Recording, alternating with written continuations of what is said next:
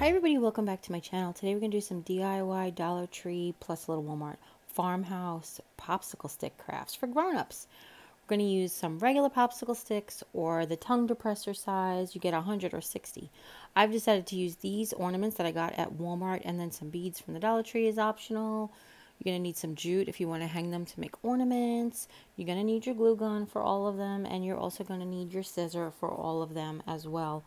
And then we're going to use some burlap for one of them. You'll see. And then some paint if you want to paint them. I'll show you the different options. The first one that we're going to make is a pallet board. Now, I got this inspiration from Pinterest. I'm just going to make it with the tongue depressors and not the popsicle sticks.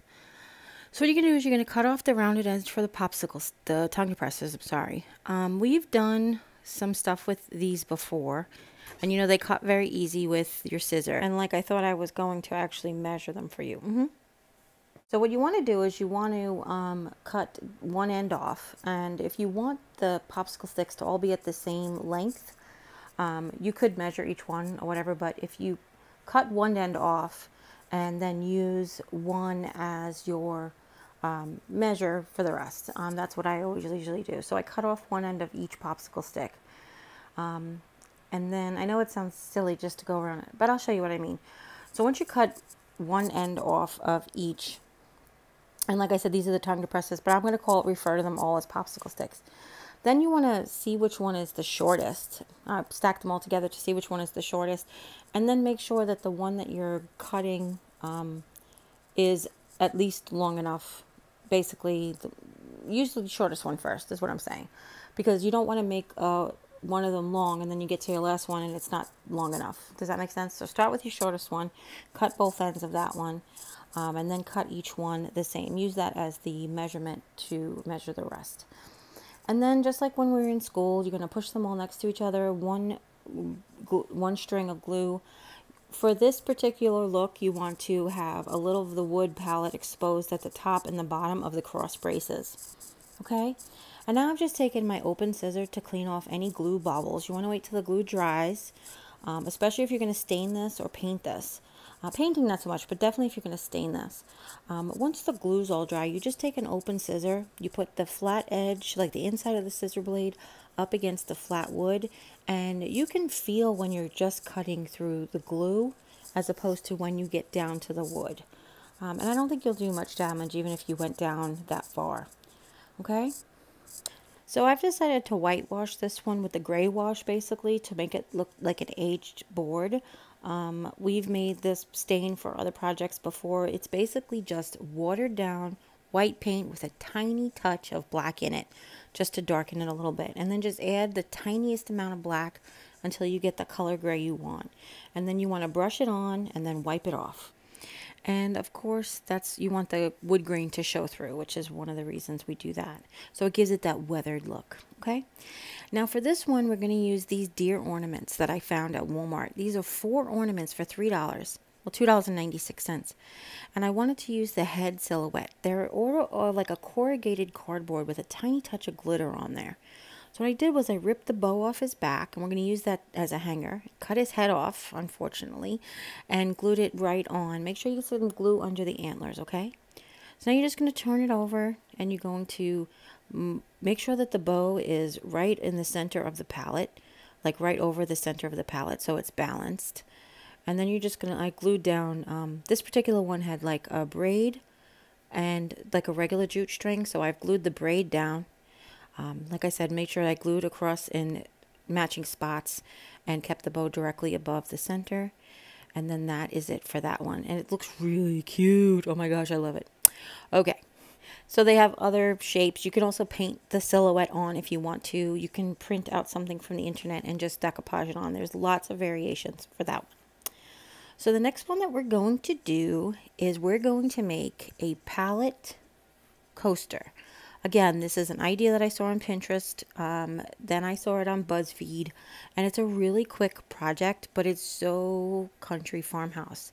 And again, you could age this. I'm trying to show you 4 different finishes, so I am not going to do any finish on this one, but this, I think personally, I'm going to go gray wash it, because I have pallets outside my house right now that are this beautifully weathered gray color. I love it.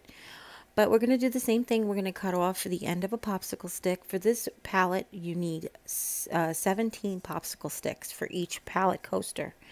And you can do other things with the pallet besides coasters. Like you can glue a picture on there and make it a picture frame. They just are so cute as coasters. I can't get over it. I really can't. And it's really simple. Like, I feel like we did popsicle sticks when we were little, and how do you make a popsicle stick craft for an adult seem age appropriate? I feel like that's what this is. So what you're going to do is you're going to cut them all down to the same size, and you're going to glue on this skinny edge of one popsicle stick at the top and the bottom where it's going to meet a flat popsicle stick. And then you're going to do the same on the other side. So we want 3 popsicle sticks on their edge. One on each end and then one in the middle.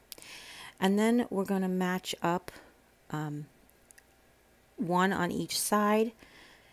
Then we're going to put one in the middle and just eyeball it. I'm just eyeballing it because, like, if you see pallets, they're all messed up sometimes. So just eyeball it. And then I dry lay them, the 2 in the space. So you see there, they don't have any glue yet. And make sure I have spaced the way I like them, and then add the glue. And then the back side, you don't have to do any measuring because you're just going to basically put a popsicle stick over wherever there is a popsicle stick. Okay? I just thought this was so cute. We love pallets around here, and pallet crafts and pallet art. And if you have a friend who does pallet art, this would be the cutest gift. And for 17 popsicle sticks, you could get, I think I figured this out, you can get like 5.5 coasters from one dollar store package of popsicle sticks. So here it is. So cute and handy. So for this next one, we're going to make a barn door. Okay. I actually got this tip from Home Talk. I subscribe to Home Talk on Facebook, and I get 5 ideas in my inbox and Messenger every day. But this was a lady had made a sliding, functioning barn door to go over her peephole because she had a farmhouse style inside her house, but she lived in like a condo or an apartment building, and she wanted to be able to cover her peephole. So this I thought was just the cutest idea. Now hers was actually more of a door. Like she made hers longer and narrower. We're going to make ours actually like a barn door, like a big wide square one. So there's not going to be any extra cutting or measuring or anything, just a little angle. Okay, so use the popsicle sticks, line them all straight. Apparently I had one that were 2 of them were like super long, so I ended up making those the top and the bottom. So again, I've just lined them up. Even after cutting them and making sure I measured them, they still came out that way. So I figured if I put them closest, like this one is next in closest height to that one, then it wouldn't look so objectionable. And again, old barns especially, they're not perfect. So with this barn door, you want to make sure that your cross beams are a little bit longer. And I have the popsicle sticks all touching, but you could put spaces between them. That's totally optional as well. But the most important part is this angle piece. That's what makes it a barn door. What you see I did was I laid the popsicle stick down, and I used a pencil to just finish that line across. And then I cut the first side to double check that the angle was cut properly. Then I cut the second side, and you want to make sure it goes at least from like the first to second popsicle stick to the second to last popsicle stick on the end. Does that make sense? And now I'm just cleaning up my glue. We've same repeated procedures. Like I said, if you're painting it or if you're leaving it plain, you don't have to worry about glue. And obviously with the palette, all the glue is on the inside of the palette. So that's not a problem. But if you're going to stain these, and that's why I like hot glue. Sometimes with Elmer's glue, it will penetrate into the wood. And when you go to stain it, the stain won't take where the Elmer's glue is. That's why I like hot glue, because it's easier to clean up. It may not hold as well, for you guys, but it holds good for me. So this is just a little tiny brown paint that I have way watered down. I always keep my old bottles when they're empty, and I add the water to them to kind of make whitewash stain and stuff. And now I've just used, as you can see, it's really watered down. So all the wood grains coming through. This is just a little brown craft paint from Walmart. But don't forget, the Dollar Tree does have shoe polish you could use for stain. You can also use the touch-up markers that they have in the hardware section, which you can also use for stain. So one of the things if this is a total option, and this is for somebody who actually has barn doors, but I've decided to put like the glides on them, and I've taken 2 paper clips and I've opened them flat. These are just big silver paper clips. Glued them to the back. Well, broke off the long end, but you don't have to do that if you don't want to. Put a bunch of hot glue on the back just so it could stay. And then I've taken 2 of the wooden beads from the Dollar Tree, which I told you in the beginning. I took 2 black ones that were the same size, and I made them so that the holes are facing the holes go through, so it looks like a roller. If you've seen anybody with a barn door, you know it's got kind of like rollers on it. So I've just glued them at the tops of those paper clips, and this is a 100% an optional idea. You guys don't have to do this. You could stop there at the barn door if you want to, okay? But I've just taken the paper clips and the beads, and I've made like little rolling guides for it. So, if, you know, the farmhouse style, everybody's got, not everybody, but lots of people have a barn door in their home. So now what I wanted to do, I wanted to make this an ornament. So I made a little hanger like we always do, those little noose things. Glue it to the back. And then here's where the extra special touch comes in. I've taken one of these Wreath pipe cleaner thingies that look like a garland wrap or whatever from the Dollar Tree, and I've just made a teeny tiny wreath.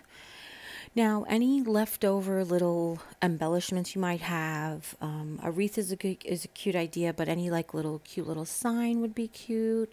Like if you have stickers that look like big signs, that would look proportioned to this. But I've just made a little tiny wreath, and I'm just trimming off the real excess of long grass. And then I'm cleaning up my table, and I'm taking a tiny bit of red jute from the Dollar Tree, and I'm making a bow. Just making a regular bow, nothing fancy. But I knew on this proportion that it would look like a big bow if I made it. So I just made a pretty bow, cut off the tails, and glued it on the top, the bottom, top, the bottom. Do you ever notice when you're making a wreath, you're like, do I want the bow on the top or the bottom? And that's it for this one. But you can go ahead and put balls on your wreath. You can flock your wreath. You can, like I said, hang a picture frame. It would be really cute with a little tiny picture of somebody's grandchild or something. And it's really cute on the tree. It really is. I just love it. And then the final one that we're going to do is actually going to be in a preview for a video that we're going to come out tomorrow. But we're going to make a picket fence. Now, this was an inspiration from something I saw on Etsy shop. Somebody made a wreath, and I'm going to make the wreath tomorrow for you guys. But the middle of the wreath was a picket fence with the silhouette of a rooster. Or you could have picked a cow or a pig, but you know my kitchen's all roosters, so that's what I went with. And it should have just been 4 pickets, but I picked 5 because the 4 pickets did look like a fence, but I wanted this like goofy looking broken fence. So all of the pickets are all different lengths, and they're all at different angles. Like I tried to make mine like more like rustic, homemade looking than the one that she had. And we're going to use regular popsicle sticks for the cross braces. So that is big popsicle sticks for the pickets and regular popsicle sticks for the cross braces, or tongue depressors for the pickets. Okay, sorry. So I've just cleaned up my glue, and you can see it's nothing, no scientific measure. I wanted them all different heights, and I made sure I staggered them. And for this one, we're going to paint it. We're just using white Apple Barrel craft paint from Walmart, my regular go-to. And I'm trying to paint it not very neatly because, again, I want that more farmhouse rustic look. And I want the brush strokes because the brush strokes will make it look like a fence and not just painted popsicle sticks, if you know what I'm saying. Okay? And just like you're painting, try to go with the grain of the wood whenever possible, just like if you were actually painting this fence at your house. And yeah, so when that's all said and done, we'll, oh, and make sure I got the edges and the tops of the pickets and everything, so it looked good from all sides except the back. All right, and we'll set it off to dry. And while it's drying, I've just found like a silhouette that I like of a chicken. These are little like salt pepper shakers, and the big chicken is a tea bag holder that I got. Both of them I've got at Cracker Barrel. But if you want a printable, if you want whatever shape you want to print, this is just an option. Like I said, I wanted to cut it out of burlap, So you can stiffen burlap. There's lots of tutorials out there, and I think I'm going to teach you guys that one day. But I just wanted to go easier route. So I'm going to show you guys how we're going to do an easy route in a second. But what I'm doing is basically just tracing the silhouette of this rooster onto a piece of paper. And the only thing I really had to do for the first one with the salt and pepper shaker is to basically extend his beak. And the second one I kind of had to do the same thing as well. But when I held them both up to the fence in the beginning, I saw that the little one was definitely going to be the right appropriate size. Okay, so now that I have my template cut out, I've taken this scrap of burlap. This is Dollar Tree burlap ribbon. And I folded it in thirds, and I put some glue, a whole bunch of hot glue on the middle layer, and then I sandwiched it in the middle of the Dollar Tree cutting board. And I did that to compress it, to glue all the layers together to make like a thick 3-layer piece of burlap, which I really wanted to get a nice piece of thick burlap to cut this out of. The sample piece, she had little wood figures, but I like this one better. As you can see, he's cute. Oh, so cute. And I just traced the template with a Sharpie. I did that for you guys, but you do whatever you can see it at home, okay? I traced it with a Sharpie so that you could see it on camera. But make sure you just cut all of the Sharpie off, unless you do it on the back and flip it over and reverse it or whatever. And then we're just going to glue him right onto the fence. I just thought he was so cute. Now I'm just taking a piece of scrap paper because when I painted, the 2 pickets on the left actually got stuck together. And here it is on its preview. You'll see that video tomorrow, and here they are all together. I hope you really enjoyed this video. I enjoyed making it for you. This whole 4 projects took me an hour, total start to finish, with filming and everything. So I hope you really enjoy it. If you do, give this video a thumbs up, share with friends and family. Anybody you know might be interested in making these for decor or gifts or any of the above. If you haven't yet, click subscribe, and when you do, a little bell will pop up. When you ring that bell, YouTube will let you know whenever I upload a new video. And as always, you take care, God bless, and we'll see you next time. Bye!